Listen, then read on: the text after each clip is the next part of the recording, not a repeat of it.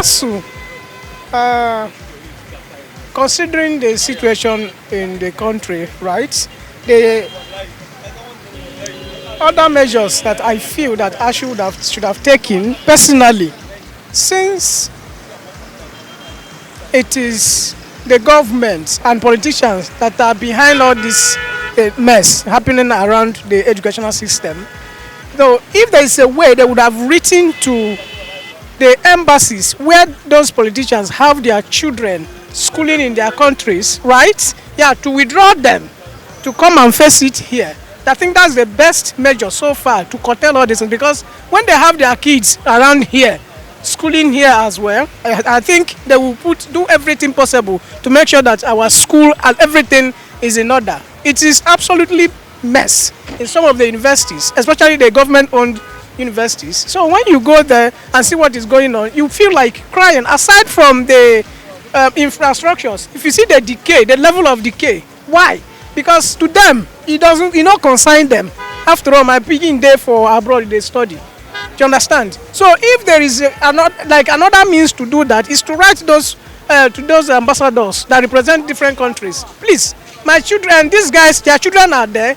You do some research, get their names to the letter, then withdraw them back. Let us come and face it here. I think that's the best thing. You see that all of them will sit up. Instead of ASUU going on strike, they should go on roundtable discussion with the federal government. And I see that without education, the country is not functionable. So we need something that the government should do, that instead of making the education to be static or bring down through the system of education, it should be something that they should come to roundtable discussion. Sort all this loan that they have been taking from other things, they can still take loan and settle ASUU for the betterment of our education today.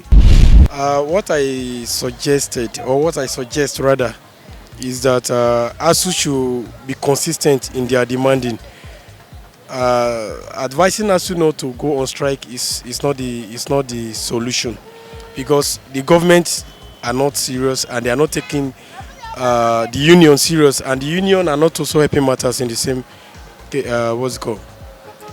They should be consistent in what they are demanding for, and they should also make it clear that this is what they want. Until that is done, they shouldn't go, so that if students are at home and they are able to solve it once and for all, at least students won't be going through this strike of a thing.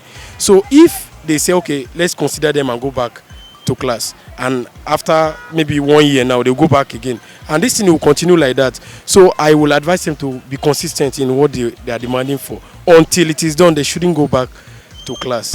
And there are other means to do it, by like sanctioning, going to court for a while before they will now know what to do with the government. By taking this grassroots act of action, it doesn't affect them, because no matter how long they stay at home, the government will still pay them when they resume. But the students in particular have already lost time. And already, if you see in Nigeria, even there you're going to get a proposal for work or anything, there's an age limit to it. Then how will the student cope with that? So these are advices that you should think of who is going to affect. This is not going to affect the elites, because their children are not even schooling in Nigeria.